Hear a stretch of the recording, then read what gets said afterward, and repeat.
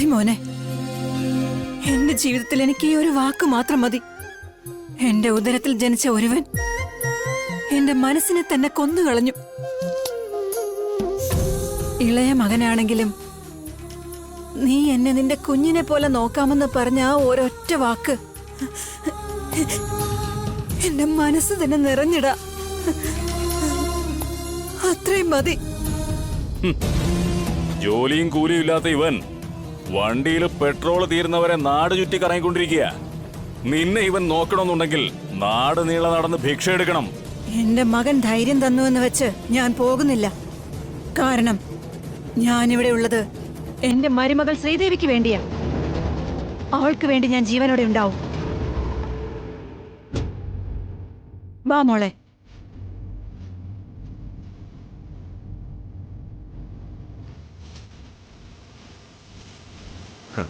പാവം. ഇത്രയും പാവങ്ങളായിട്ടിരുന്നാലേ ഇവരെങ്ങനെയാ ജീവിക്കുന്ന വെച്ചാ? എന്തു ചെയ്യാനാ? അമ്പലത്തിൽ പോയാലും മനസ്സിലൊരു സമാധാനമില്ലാതായി. സുമംഗലി പൂജാന്ന് നമ്മളോട് കള്ളം പറയുന്നു. ഗീതാകുമാരിക്ക് അവളുടെ താലി നഷ്ടപ്പെട്ടു പോകുമെന്ന് മനസ്സിലാകുന്ന രീതിയിൽ അവൾക്ക് പറഞ്ഞു കൊടുത്തേക്കണം.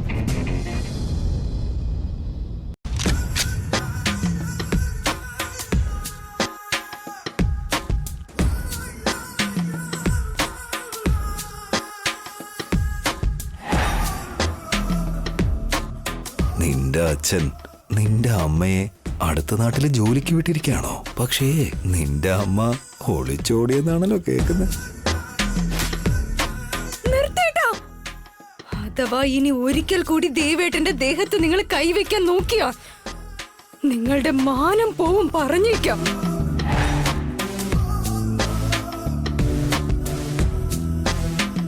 ഗൗതം ചേട്ടന്റെ ദേഷ്യം കുറയണമെങ്കിൽ അവനോട് പ്രതികാരം ചെയ്തേ മതിയാവൂ. ചേട്ടാ ചേട്ടാ ഗൗതമേട്ടാ, ക്ഷേത്രത്തിൽ എന്തോ പ്രശ്നം ഉണ്ടായെന്ന് കേട്ടല്ലോ.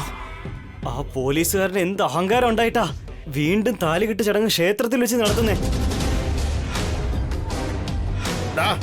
നീ എന്തിനാടാ ഇപ്പൊ വന്നേ? ഈ നന്ദുവിന് വേറെ ഒരു പണിയും ഇല്ലെന്നാ തോന്നുന്നേ. ഏത് സമയത്ത് വരണമെന്നും എന്താ പറയണ്ടേന്ന് പോലും അവനറിയില്ല. അറിയാതെയാണ് അനിയത്തിയുടെ കഴുത്തിൽ താലി കെട്ടിയത്. അവളെ കല്യാണം കഴിക്കുന്നത് എനിക്ക് ഇഷ്ടമല്ല അങ്ങനെ വലിയ വലിയ പറഞ്ഞില്ലേ. ശ്രീദേവിയുടെ നെറ്റിയിൽ എങ്ങനെ അവന് സിന്ദൂരം ചാർത്താൻ പറ്റും? വാ ചേട്ടാ ചോദിക്കാം.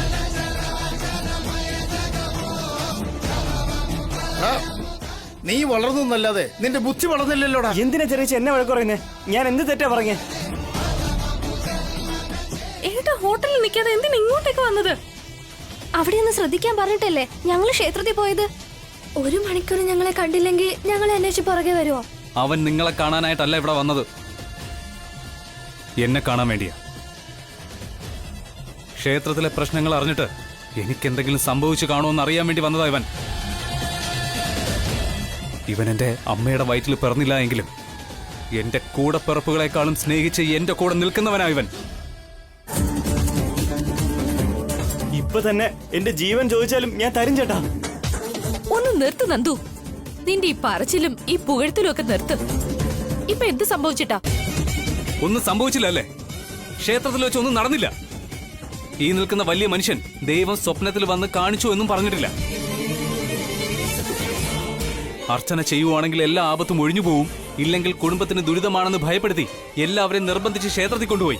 അതല്ലേ ഇങ്ങനെയൊക്കെ സംഭവിക്കാൻ കാരണം? ക്ഷേത്രത്തിൽ അവര് ഒരു ചടങ്ങ് നടത്തുകയാണെന്ന് എനിക്കെങ്ങനെ അറിയാം? അറിയാം, അച്ഛനെല്ലാം അറിയാം.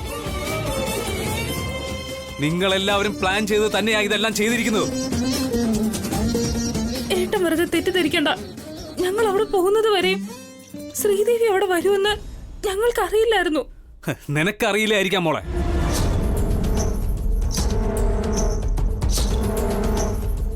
പക്ഷെ ചിലർക്കത് അറിയാമെങ്കിലും മറച്ചു വെച്ച് കാണും. എന്നെ നോക്കി പറഞ്ഞതിന് ശേഷം എന്റെ പേരിനി പറയേണ്ട ഒരാവശ്യമില്ല. നിങ്ങൾ എന്നെ ഉദ്ദേശിച്ചാ പറഞ്ഞെന്ന് എനിക്ക് നന്നായിട്ട് അറിയാം. എന്താ ഇപ്പൊ അച്ഛൻ ഈ ബുദ്ധി പറഞ്ഞു കൊടുത്തത് ഞാനാണെന്ന് വിചാരിച്ചിരിക്കുകയാണോ? എനിക്ക് നേരത്തെ അറിയാമായിരുന്നെങ്കിൽ ഹാരവും വാങ്ങിയിട്ട് പോയി ഹാരം നമ്മുടെ കഴുത്തിലേക്ക് വീഴുന്നത് പോലെ എന്തെങ്കിലും ചെയ്ത് റൊമാൻറ്റിക് ആയിട്ട് കണ്ണും കണ്ട് നോക്കി നിന്നൊക്കെ അഭിനയിക്കേണ്ട ആവശ്യമുണ്ടോ? ആ, ഇതിനെ പ്രണയം എന്നല്ല പറയാ, ശുദ്ധ പോക്കൃത്തരമെന്നാ പറയേണ്ടത്. അയ്യോ, നിങ്ങൾക്ക് പറഞ്ഞ മനസ്സിലാവില്ലേ? ഞങ്ങൾക്ക് അറിയാതെയാ ഞങ്ങൾ അമ്പലത്തിലേക്ക് വന്നത്. എന്റെ വല്യമ്മയും ശ്രീദേവി അവിടെ ഉണ്ടായിരുന്നു എന്ന് അറിഞ്ഞിരുന്നെങ്കിൽ ഞങ്ങൾ അകത്ത് വരില്ലായിരുന്നു. പക്ഷെ അവരവിടെ വന്നത് ആർക്കറിയാം? നിങ്ങൾക്ക് മുന്നേ ക്ഷേത്രത്തിൽ ആരാ പോയത്? ഇദ്ദേഹത്തിന് നന്നായിട്ട് അറിയാം. ഞങ്ങളെ എല്ലാവരെയും അമ്പലത്തിന്റെ ഒരു വശത്ത് നിർത്തിയിട്ട് അകത്ത് പൂജാരിയെ കാണാനെന്ന് പറഞ്ഞു പോയി. എന്നിട്ട് ഗീത അമ്മായിയെ കണ്ട് ചെയ്യേണ്ട കാര്യങ്ങളെ പറ്റി ഗൂഢാലോചന നടത്തി.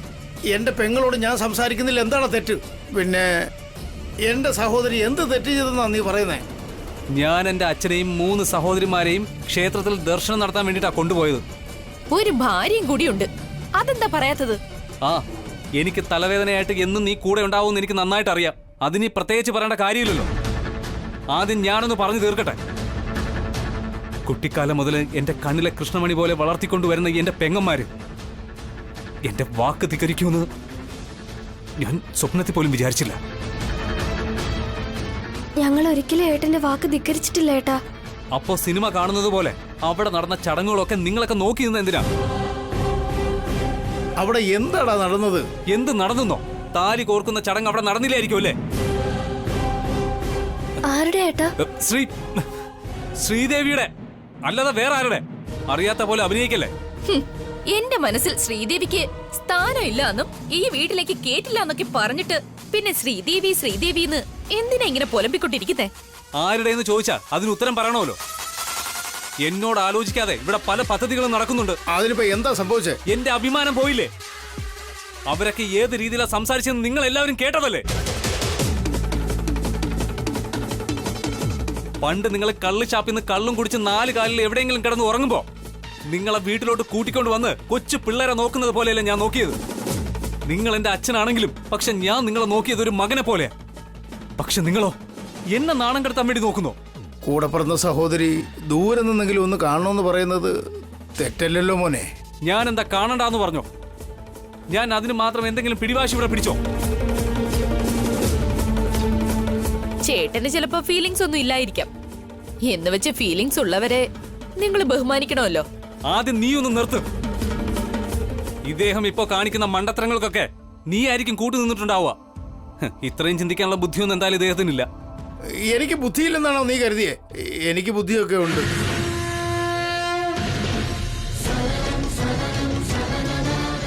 നമ്മളെക്കാൾ വളരെ ബുദ്ധിശാലികളാ അവരൊക്കെ. വേണമെന്ന് വെച്ചാൽ നമ്മളെ ഒരു സ്ഥലത്തേക്ക് അവർ ക്ഷണിക്കുന്നത്. അവിടെ പ്രശ്നം ഉണ്ടാക്കി നാട്ടുകാരുടെ മുന്നിൽ നമ്മളെ അപമാനിതരാക്കുകയാ അവര്. അവരൊന്നും ചെയ്തിട്ടില്ല. ശ്രീദേവി ചേച്ചിയോട് ക്ഷമിക്കാനായിട്ട് ദേവേട്ടനാ നമ്മുടെ ഏട്ടനോട് പറഞ്ഞത്. നിങ്ങൾക്കൊക്കെ അത് മാത്രമേ അറിയൂ, അല്ലെങ്കിൽ അതേ മനസ്സിലാവൂ. ആ ദേവന്റെ അടുത്ത് നിന്ന് ഞാൻ ഒരു അടി പോലും മാറി നിന്നിട്ടുണ്ടായിരുന്നില്ല. നിങ്ങൾ എല്ലാവർക്കും കേൾക്കുന്ന രീതിയിൽ അവൻ പറഞ്ഞതൊന്നും എന്റെ ചെവിക്കകത്തിരുന്ന് അവൻ പറഞ്ഞുകൊണ്ടിരുന്നത് മറ്റൊന്നുമായിരുന്നു. സാരമില്ല, പക്ഷെ ഒരു വാക്ക് പറഞ്ഞേന് നീ അവനെ അങ്ങനെ അടിക്കണമായിരുന്നോടാ. അവനെ എന്തിനാ അടിച്ചതെന്ന് നിങ്ങൾ ആരെങ്കിലും ചോദിച്ചോ? ഇല്ലല്ലോ. അവനെ അടിക്കല്ലേ കൊല്ലല്ലേ എന്ന് പറയുന്നതിന് പകരം അവനെ എന്ത് കാര്യത്തിനാ അടിച്ചെന്നുള്ളത് ഇവിടെ നിൽക്കുന്ന ആരെങ്കിലും എന്നോട് ചോദിച്ചിട്ടുണ്ടോ? എന്നെ പ്രസവിച്ച എന്റെ അമ്മയെ പറ്റി ഇനി ആര് തെറ്റായിട്ട് പറഞ്ഞാലും ശരി, അവരുടെ എല്ലാവരുടെ അവസ്ഥ ഇത് തന്നെയായിരിക്കും. അടിച്ചു കൊല്ലും ഞാൻ.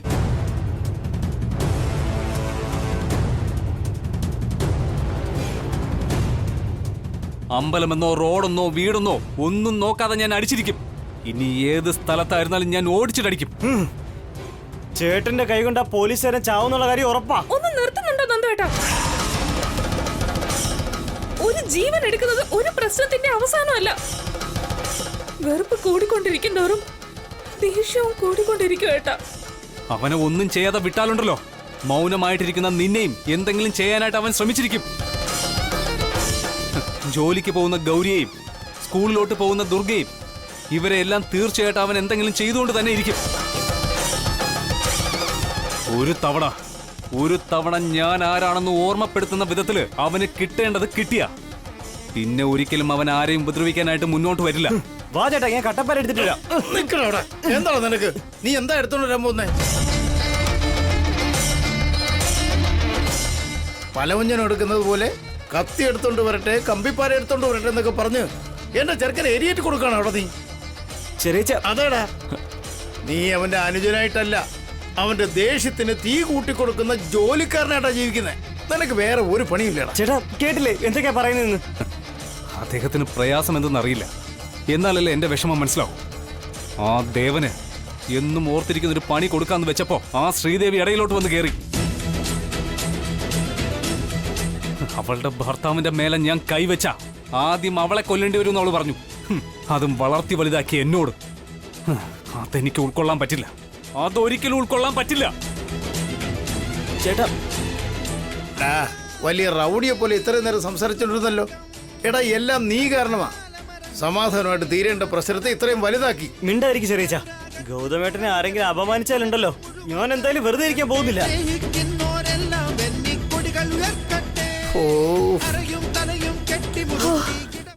അമ്മേ, ദേഷ്യത്തില് കത്തിയോ എന്തെങ്കിലും എടുത്ത് പുറത്തോട്ട് പോകുന്ന വിചാരിച്ചത്. എന്തായാലും ഭഗവാന്റെ കൃപ ഉള്ളതുകൊണ്ട് വേറെ ഒന്നും സംഭവിച്ചില്ല. ഓ,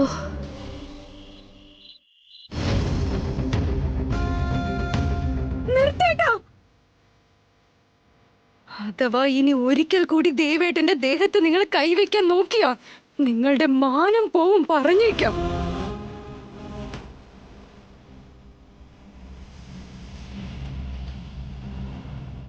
ശ്രീദേവി,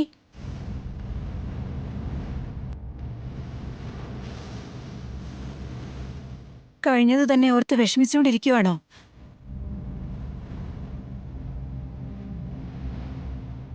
നാട്ടുകൂട്ടത്തിൽ വെച്ച് ഏട്ടന്റെ വാക്കെതിർത്ത് ഇങ്ങോട്ടേക്ക് വന്നത് ഞാൻ നല്ലൊരു തീരുമാനമായിരുന്നു എന്നാ കരുതിയത്. പക്ഷെ അമ്പലത്തിൽ ഏട്ടനെ എതിർത്ത് എന്റെ ഭർത്താവിനെ തൊട്ടാ മാനം കെടുവെന്ന് പറഞ്ഞ് ദേഷ്യപ്പെട്ടു.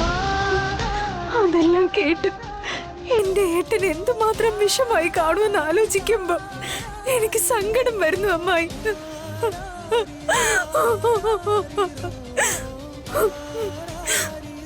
ഗൗതമനെ തടയണമെങ്കിൽ നിനക്ക് അതിനുള്ള ശക്തിയില്ല.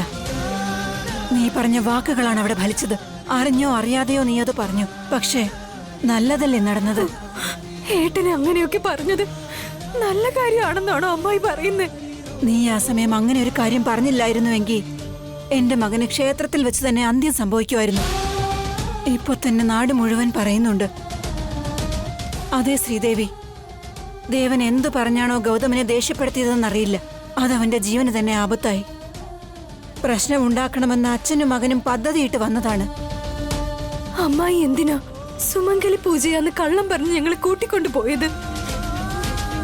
ഇപ്പോ എന്റെ കഴുത്തില് ആ താലി ഇല്ലെന്നും പറഞ്ഞ് ഒരു നഷ്ടം ഇല്ലല്ലോ അമ്മായി.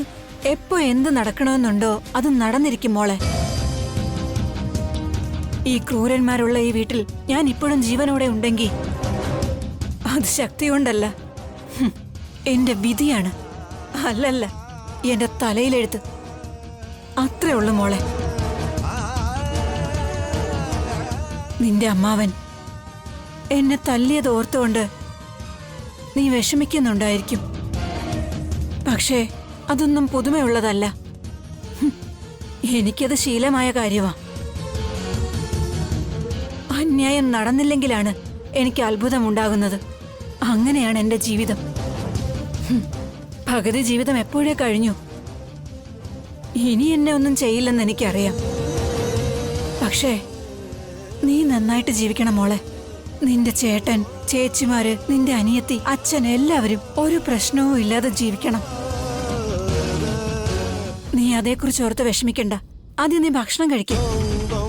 വേണ്ട അമ്മായി, ഏട്ടനെ അങ്ങനെയൊക്കെ പറഞ്ഞതോർത്ത് എനിക്ക് കഴിക്കാനേ കഴിയുന്നില്ല അമ്മായി. ഗൗതമിന്റെ ദേഷ്യത്തിനൊരർത്ഥമുള്ളതുപോലെ നിന്റെ ദേഷ്യത്തിന് പിന്നിലും നല്ലൊരു ലക്ഷ്യമുണ്ടായിരുന്നുവെന്ന് അവൻ മനസ്സിലാക്കുന്ന കാലം അധികം ദൂരെയല്ല ശ്രീദേവി. എല്ലാവരെയും ഒരുമിപ്പിക്കാനുള്ള ഉത്തരവാദിത്വം നിനക്കുണ്ടെന്ന് കരുതിയാ ഞാൻ നിന്നെ ഇങ്ങോട്ട് കൊണ്ടുവന്നത്. നീ എന്റെ ചേട്ടന്റെ മകളായിരിക്കാം, കല്യാണത്തിന് ശേഷം ഈ വീട്ടിലെ മരുമകളുമായിരിക്കാം.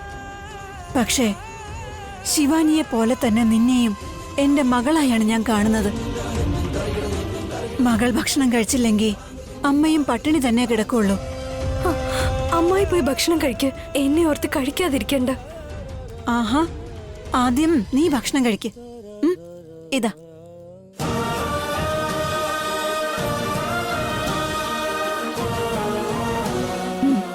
കഴിക്കുമോളെ, കഴിക്കുമോളെ. എന്റെ പൊന്നുമോളല്ലേ, കഴിക്ക്. ആ കാണിക്ക്. എനിക്ക് വേണ്ടിയെങ്കിലും കഴിക്കണം. കഴിക്കുമോളെ. ആ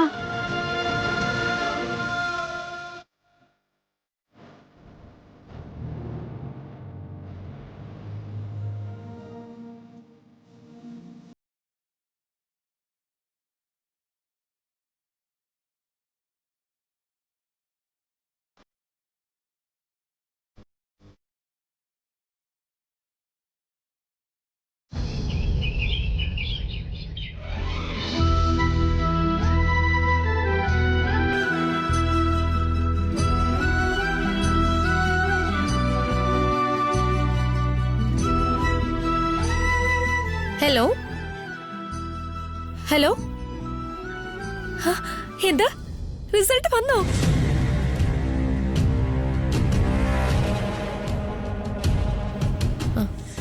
അതെയോ? അയ്യോ, ശരി.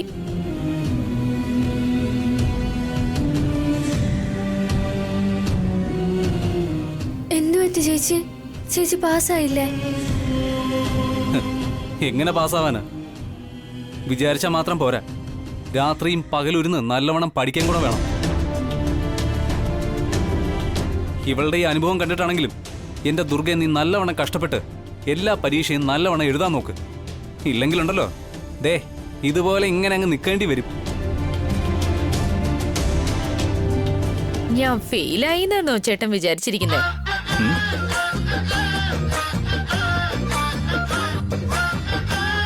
അപ്പൊ ഫെയിൽ ആയില്ലേ? ഞാൻ ഫസ്റ്റ് ക്ലാസ്സോടെ പാസ്സായി.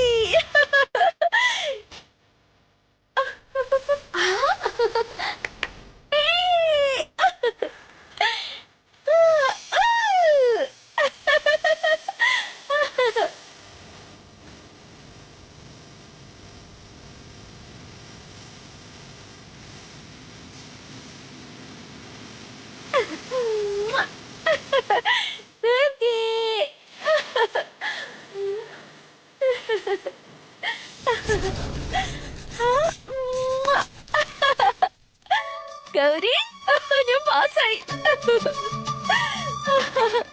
പാസ്സായല്ലോ, പാസ്സായി. ചേട്ടാ,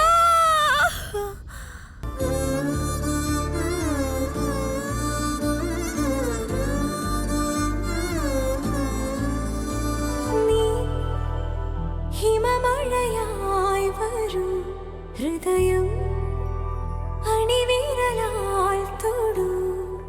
ഈ മിഴിയിണയിൽ സദാ പ്രണയം മഷിയെഴുതുന്നിതാ. ശിലയായി നിന്നിടാം. ഞങ്ങൾക്കെല്ലാവർക്കും ഉമ്മ വന്നിട്ട് പോയി. എന്നിട്ട് ഏട്ടൻ്റെ അടുത്ത് പോയപ്പോ എന്താ നിന്ന് പോയത്? ഏട്ടൻ ഇങ്ങോട്ട് ഉമ്മ തന്നാലോ നേടത്തി പ്രതീക്ഷിച്ച് നിൽക്കുന്നതാണോ എന്തോ? ഇവൾ എന്തൊക്കെയായി കാണിക്കുന്നത്? ആദ്യം ഫെയിലായെന്നും പറഞ്ഞ് കോപ്രായം കാണിച്ചു, എന്നിട്ട് കറണ്ട് അടിച്ച കുരങ്ങിനെ പോലെ പാസ്സായെന്നും പറഞ്ഞ് വിളിച്ചു പോകുന്നു. ഇവളെ ഈ നാടകം കണ്ടിട്ട് ഞാൻ എന്താ സന്തോഷിക്കണോ? ഒരു കൺഗ്രാചുലേഷൻ എങ്കിലും പറയേട്ടാ. പറയില്ല, ഈഗോ അല്ലേ. സ്വന്തം ഭാര്യ പോലീസ് ഇൻസ്പെക്ടർ ആകാൻ പോവല്ലേ, അതിന്റെ നാണം. ഓ, അങ്ങനെയൊന്നുമില്ല. നീ അധികമായിട്ട് ചിന്തിച്ച് നിന്റെ ആരോഗ്യം കളയാൻ നിൽക്കണ്ട. എന്തൊക്കെ വന്നാലും നിനക്ക് സന്തോഷമായല്ലോ. ഭ്രാന്ത് പിടിച്ച് എത്ര സന്തോഷമുണ്ട്. വട്ടോ? അല്ല, അവൾക്ക് വട്ടാന്ന് പറയൂ അവള്.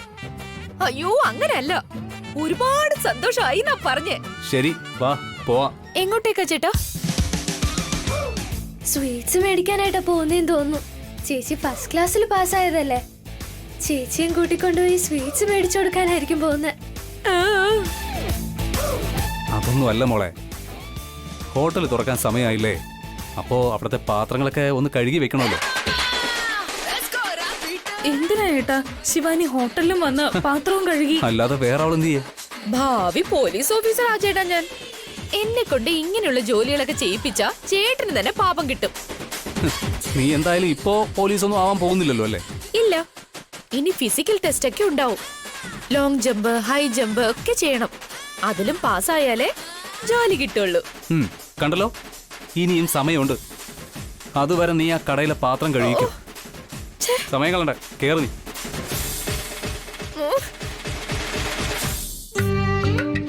എന്ത് നോക്കുന്നേ? കേറങ്ങോട്ട്. അറ്റ്ലീസ്റ്റ് ഒരു പൂവെങ്കിലും മേടിച്ചോണ്ട് വന്ന് ചേച്ചിക്ക് കൊടുത്തിട്ട് കൺഗ്രാറ്റ്സ് എങ്കിലും പറഞ്ഞൂടെ ചേട്ടാ? പാവല്ലേ ഏട്ടാ, സാരമില്ല വിട്. ശരി, ഞാൻ പോവാ. നിങ്ങൾ അങ്ങോട്ട് വാ.